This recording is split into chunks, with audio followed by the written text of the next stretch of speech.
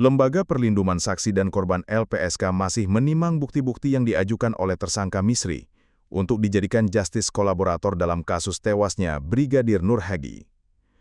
Salah satu pertimbangan LPSK belum mengabulkan permohonan justice kolaborator Misri ini karena masih menunggu hasil psikologi forensik.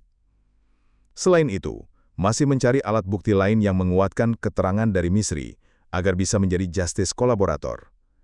Sehingga kasus tewasnya anggota polisi asal Kecamatan Narmada itu terungkap sejelas-jelasnya. Saat rekonstruksi tewasnya Brigadir Nur Hadi, LPSK hadir. Kehadiran mereka selain melakukan penelaahan terhadap rentetan peristiwa pembunuhan itu, juga untuk memberikan perlindungan kepada saksi putri. Hasil penelaahan dalam proses rekomendasi itu nantinya akan disampaikan dalam sidang Mahkamah Pimpinan Lembaga, SMPL. Nantinya juga akan diputuskan apakah permohonan itu akan dikabulkan atau tidak. Peluang Misri menjadi justice kolaborator semakin terbuka lebar setelah polisi mengumumkan 2 tersangka utama dalam kasus ini merupakan atasan dari ayah 2 anak itu. Kami kan mendampingi saksi dan karena ada pemohon JC, jadi kami masih melakukan penelaahan.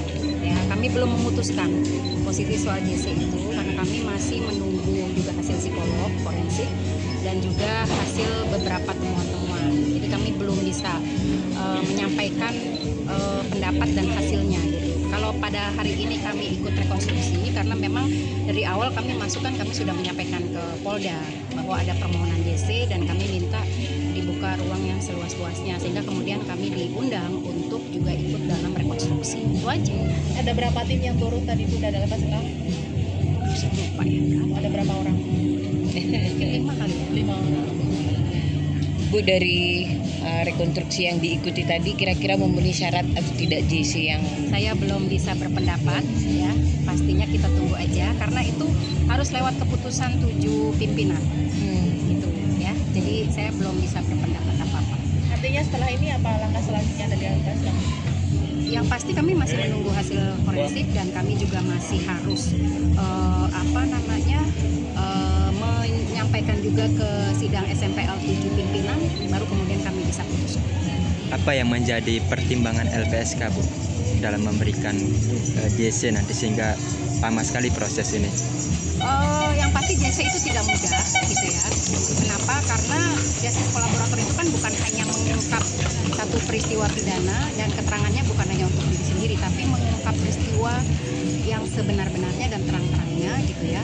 Misalnya memang dia kaitannya dengan pembunuhan, berarti kan dia harus lebih tahu lah setidaknya peristiwa itu terjadi seperti apa kan gitu. Nah, kemudian sesuai dengan Undang-Undang 31/2014 ya, saksi pelaku yang bekerja sama itu kan juga harus dicek sifat pentingnya keterangan gitu ya, lalu kemudian juga hasil dari psikolog yang memang kita ajukan gitu. Jadi ada beberapa pertimbangan dan kita juga harus mengecek beberapa alat bukti yang lain yang bisa mendukung keterangannya si pemohon JC. Dari puluhan adegan ini sudah ada kesimpulan, Bu, dalam benak Ibu gitu?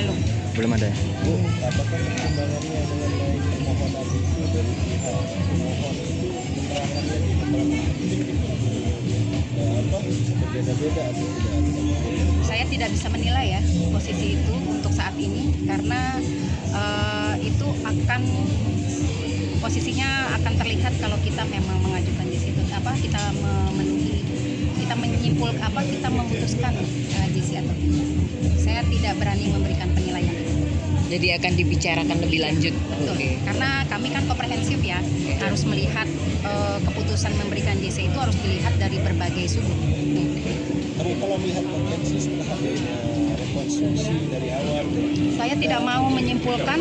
Download Tribun X sekarang, menghadirkan lokal menjadi Indonesia.